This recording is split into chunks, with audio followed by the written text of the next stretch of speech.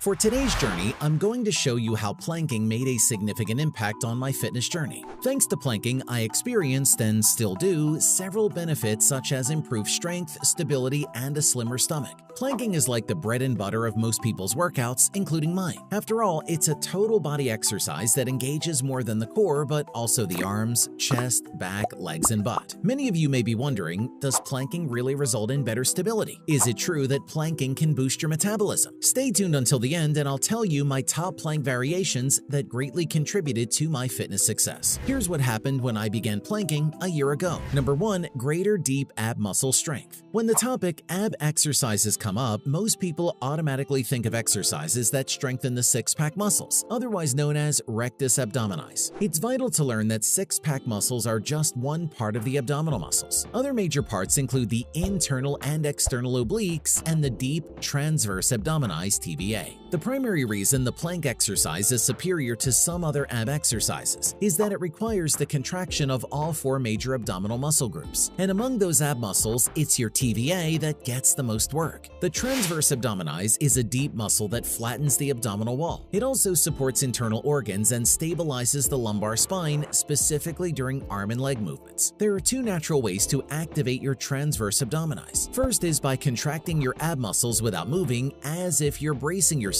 to get punched in the stomach. Second is by contracting your ab muscles while attempting to pull your belly button toward your spine. Planking involves those two movements, thus effectively strengthening the often neglected deep ab muscle group. It isn't just your ab muscles that get positively affected. The same goes for your core strength too. Number 2. Improved core strength. The core is like a groundwork muscle of the body, and planking is a great way to strengthen it. Contrary to what some people believe, the core consists of more than just the abdominals. It also encompasses your obliques, spinal stabilizers, shoulder musculature, back musculature, and hip musculature. In short, a stabilized core leads to improved function of the legs and arms. Planks work out all muscles of the core. All those muscles must contract and work together to hold your body in place and maintain a proper form. Ultimately, it leads to enhanced core strength, which then improves your day-to-day life. Speaking of stability, another benefit I got from planking is having many more stable shoulders. More on that coming up. Number 3. Enhanced isometric strength. The plank is a basic example of an isometric exercise, meaning it involves the contraction of muscles without movement. When planking, all the muscle groups involved contract and hold at a certain angle or position. Isometric movements like planks develop your strength. On the other hand, planks are less effective at muscle growth because the muscles aren't moving and aren't getting muscle damage associated with the exercise. However, planks can also stimulate the brain to recruit more muscle fibers for a given isometric action and can aid in developing muscle endurance. Lastly, planks have helped me in building strength and ability in my other muscles, such as my arms, shoulders, quads, hips, and glutes. Another benefit that comes with planking is, number 4, increased overall athletic performance. The muscular system works in sync. For instance, isolation exercises like bicep curls require recruiting and stabilizing the core muscles to isolate the targeted muscle group. The core is responsible for coordinating both the upper body and lower body. Everyday activities like walking require coordinated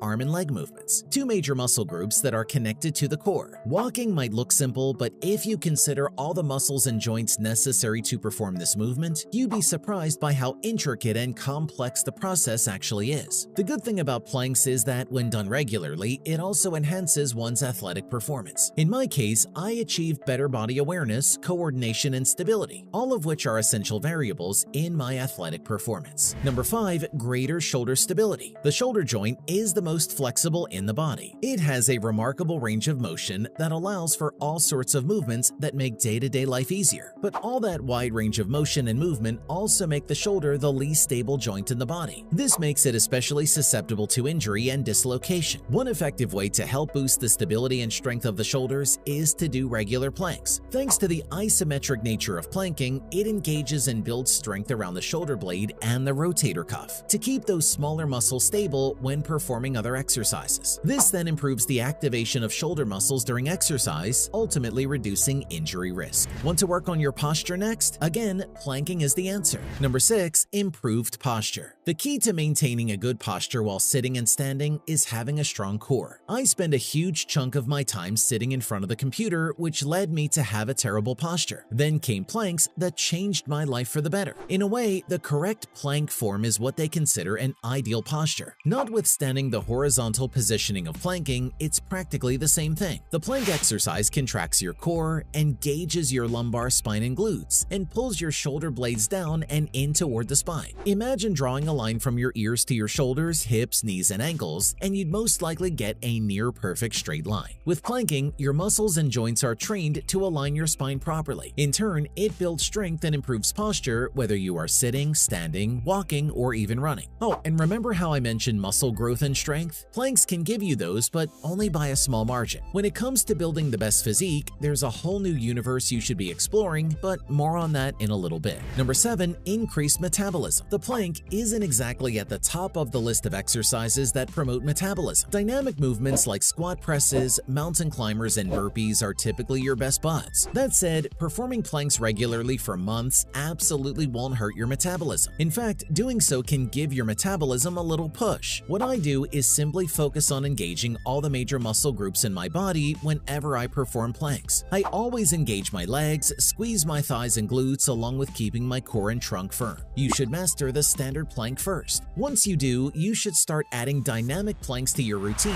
to promote more muscle engagement and calorie burn. Having a faster metabolism is the goal of many. Meanwhile, others are more concerned about getting a slimmer tummy. If you're the latter, planking can also help you with that. Number 8. Flatter stomach. Many people think that ab exercises like planks are the key to sculpting a slender stomach. The thing is, abs exercises and planks alone may not lead to your dream svelte tummy, but that isn't to say that doing planks is useless. You can still see results, but not as drastic as you get with the right combination of exercises for targeting belly fat. Still, many plank challengers have reported good results from their planking journey. I can attest to this because I definitely got a flatter stomach by the end of the 2-month mark of my daily plank challenge. Of course, I didn't suddenly get more defined abs or anything like that. There was a notable change, albeit not significant. Before you get started on your planking routine, you must first learn how to do a plank. Learning the correct and safe way of planking not only maximizes the benefit of this exercise, but also reduces the risk of injury. There are 3 parts to doing a proper plank. Number 1, the first part is getting into the position. To start, press your palms firmly into the floor and press up from your foundation, widening your shoulder blades until they are as far apart as possible. Think of the back of your neck lifting toward the ceiling while keeping your neck lengthened forward. Remember not to look down and not to let your shoulders scrunch or shrug up toward your ears. Your arms should feel engaged but still comfortable. Aside from your abs, your legs should feel a little burned too. If they don't, push back through your heels and push the balls of your feet into the floor. Engage your thighs and squeeze your butt muscles together to activate your lower body muscles. Additionally, keep your booty nice and low during a plank, not lifted toward the ceiling. Your body should look like a straight line, not a triangle. Number 2, the second part is the breathing process. Although it's important to concentrate on the right form, don't neglect proper breathing either, as lack of oxygen can cause dizziness or nausea. Remember to inhale and exhale rhythmically throughout your plank. If you're new to working out, consider holding a plank for 5 breaths in and 5 breaths out before releasing. Number 3, and the third and last part is proper alignment. One way to ensure a proper plank alignment is to imagine yourself balancing a glass of water on your lower back without collapsing your back along the way. If you're just a beginner, hold a plank for as long as you can do it correctly and stay in this position. If that's 10 seconds, that's totally okay. You can just work your way up to a minute or more little by little. There's no point doing long duration planks if you're just compromising your safety in the process. Because you've stayed with me until this part of the video, let me tell you about my top plank modifications. To modify a plank, do the following. Number 1, knee plank, beginner level. Lay on the floor with your elbows under your shoulders, hands flat on the floor and core engaged. Keeping your forearms and knees on the floor, slowly lift yourself until your body forms a straight line from your knees to your head. Hold the position for as long as you can. If your abs muscles start shaking, good, because this is a sign that you're working your abs. Number 2, side plank, intermediate to advanced level. Lay on your right side with feet together and forearm beneath your shoulder. Engage your core and raise your hips so your body forms a straight line from your feet to your head. Hold this position for as long as you can. Repeat on your left side. Number 3, knee to elbow plank, advanced level. Start in a plank position with hands shoulder width apart on the floor. Engage your ab muscles and keep your spine straight. Lift your right foot towards your right elbow. Return the right foot to the full plank position. Repeat with the left side, moving your left foot towards your left elbow. My favorite variation is the side plank. I like that it straddles between the intermediate and advanced level. What about you? Comment your answer below. Planking offers plenty of benefits. It's like the jack of all trades yet a master of none. But if we're talking about getting ripped and building a top 1% physique, then you've barely even scratched the surface. Trust me, there's so much more you must know, and you should start educating yourself by watching this next video.